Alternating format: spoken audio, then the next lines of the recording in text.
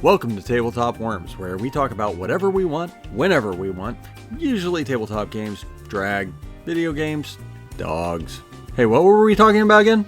Oh, right, the Magic the Gathering streamer raided by literal Pinkerton agents. Kotaku and Polygon reported today that a Magic the Gathering streamer called Old School MTG found himself at the center of a controversy after he accidentally purchased an unreleased booster box of cards before its street date. What ensued was a dramatic raid on his private residence by Pinkerton agents. Yes, like the ones in Red Dead Redemption. Really? Yes, those ones. Yes.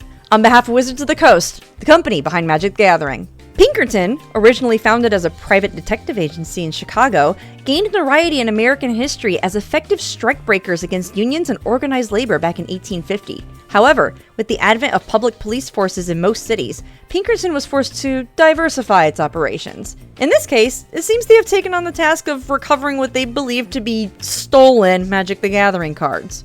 The incident unfolded when Old School MTG, a popular Magic the Gathering streamer known for his content on YouTube, claimed that Pinkerton agents arrived at his private residence on a Saturday morning.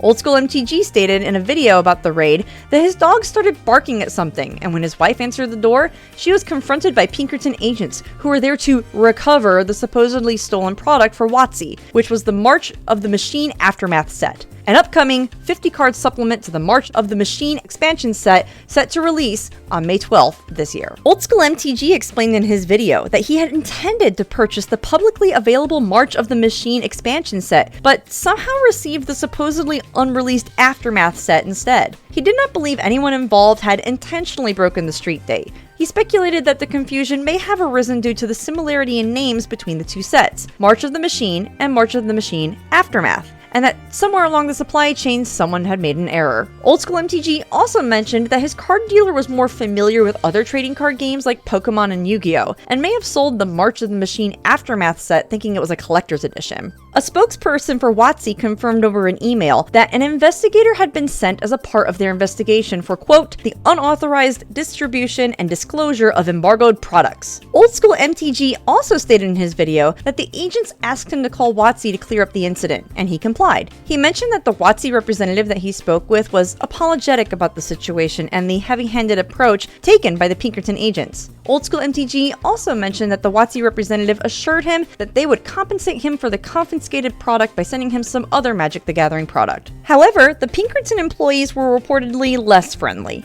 Old School MTG stated, quote, they had threatened to involve the county sheriff if he did not return the Magic the Gathering cards, with punishments ranging from up to a $200,000 fine or potentially a decade in jail. He expressed surprise and disappointment at the drastic measures taken by the Pinkertons to recover what he believed to be an honest mistake. This incident has stirred up controversy and garnered attention from the Magic the Gathering community and beyond. Many YouTube commenters expressed sympathy towards Old School MTG and criticized the use of Pinkerton agents to intimidate him and his family. Some even suggested that Old School MTG may have grounds for a lawsuit against wotc and Pinkerton for their actions. Old School MTG appeared to be cooperative with wotc's request to remove any clips or screenshots of his Aftermath pack opening video from his account. He has asked reposters to take down any unauthorized content related to the unreleased cards. So what does this mean for wotc? Well, they have a financial report coming out this Thursday, April 27th, 2023, and this will absolutely be on the minds of everyone there. All it takes is one reporter asking about this, and it will be recorded and suddenly become part of mainstream news.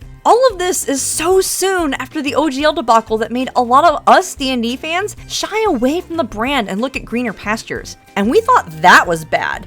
This is far, far worse. I mean, I didn't even know that the Pinkertons were still alive, let alone that a gaming company fussing over the early release of cards would use them to threaten a guy that accidentally bought a set. I find this very strange considering the fact that there have been plenty of incidents like this before. In fact, some instances where people have shown up in the printing and have shown pictures of the printed cards months beforehand, and they have never done something so extreme. Remember, y'all, Pinkertons are not cops. They are not government officials. They are privately hired people. They have no external powers or any special rights any more than you do. They are just regular folk.